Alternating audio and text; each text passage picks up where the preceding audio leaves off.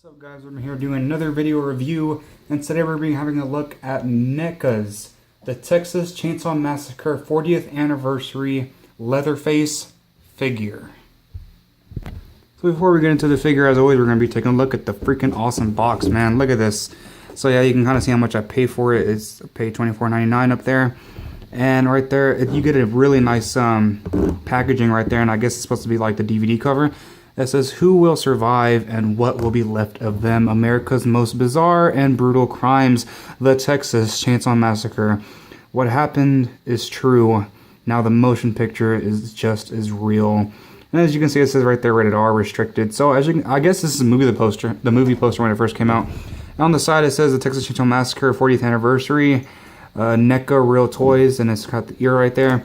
On the side, you get the exact same thing. On the back, you get a pretty cool looking read-up right there and multiple pictures of the actual figure with the accessories, extra head, and awesome poses. It says the Texas Chainsaw Massacre, and I'll go ahead and read this for you. It says, "This is the tragic tale of 5 young friends who venture into rural Texas one hot afternoon and become victims in one of the most bizarre and brutal crimes in Travis County history. Many of them meet a horrific end at the hands of a murderous lunatic Leatherface, and what comes to be known as the Texas Chainsaw Massacre." So yeah, man, in case you didn't know, yeah, you guys already know that I'm a huge nerd. I love collecting, when it comes to collectibles and superheroes and, you know, just all that stuff, I'm a huge nerd, especially Star Wars, man. But you probably didn't know that I'm a huge horror fan as well. Such a huge horror fan, I ended up taking a picture with Robert Englund, Freddy Krueger, over at Comic-Con. That was my first Comic-Con, so he really did make my day. Robert, if you're watching this, special thanks to you.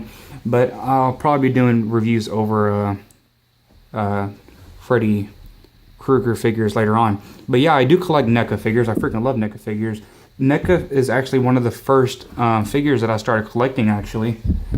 So yeah, it's a fun fact for you. And it's been a while since I collect them, actually, because I'm focused on Marvel Legends at the moment. But yeah, oh, by the way, this thing does open. On the inside, you get a nice picture of Leatherface, the figure, and the room where he comes out and murders his victims. And on the inside, you get a nice, awesome display where he comes in. It makes you just want to buy another one, at least at the box, doesn't it? So yeah.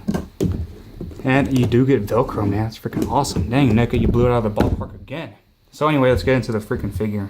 So here's the figure, guys, Leatherface, and this is an awesome figure, man. Gosh, I freaking love this figure.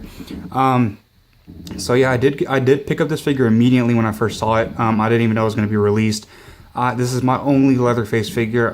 They're really hard to find, and they are really rare and really expensive. But, you know, Neca just blows it out of the ballpark as always, man. And this figure I just had to get, man. It's amazing. It's unremarkable.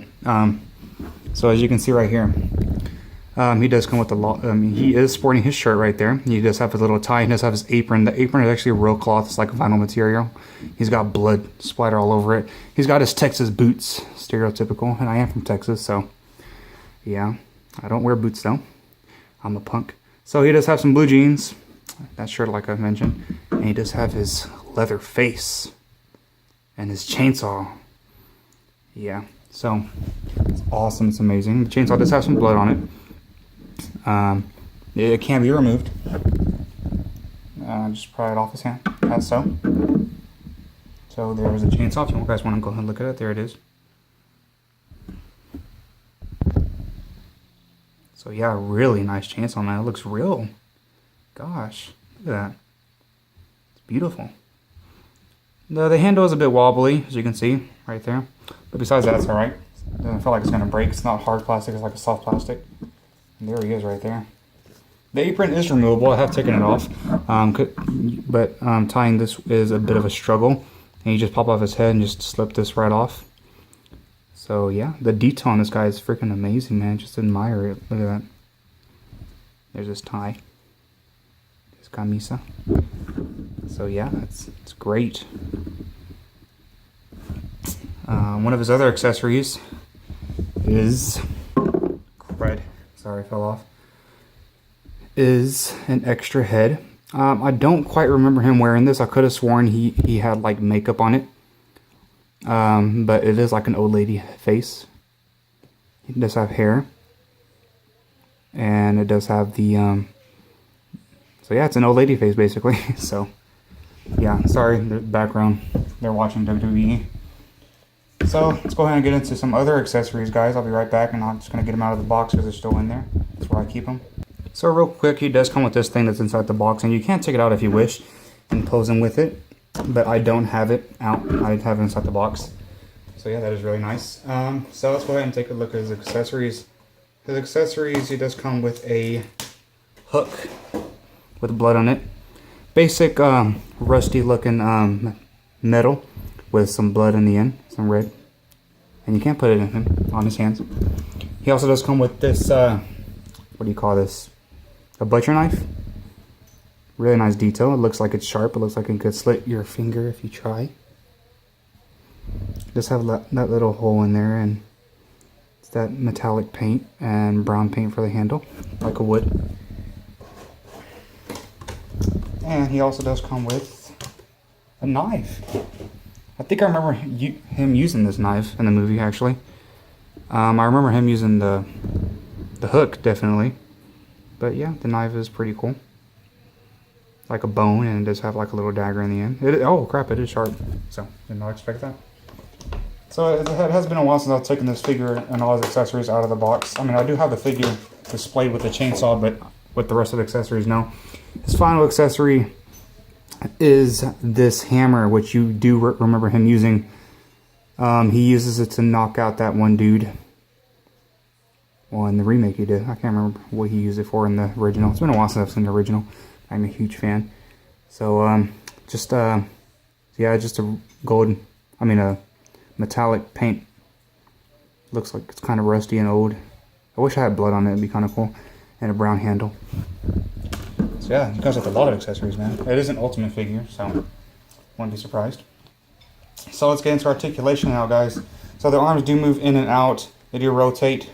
They do bend at the elbow. They do rotate at the elbow. It does go up. Oh, crap. That was a close one. I thought I broke it.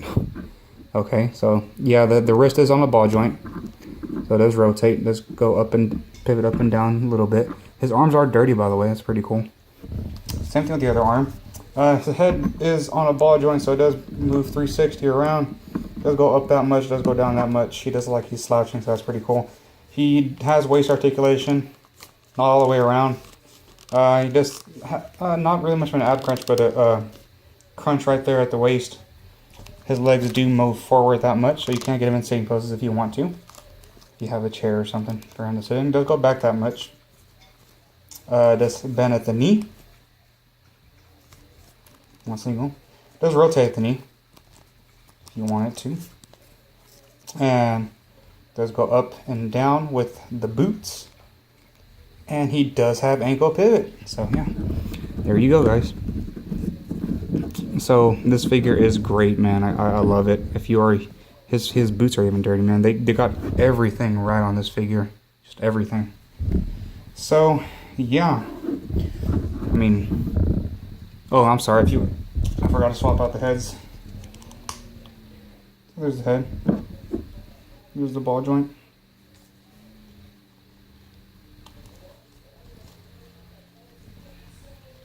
Yeah, and there it is. So I mean, I've seen a lot of YouTubers, they do not want to pose him with his head. I mean, it's great and all, yeah, but I mean, it'd be great. I mean, yeah, people want to pose him with the classic leatherface face or head. And that's what they want to do, so that's what I want to do too. So yeah, there you go, guys.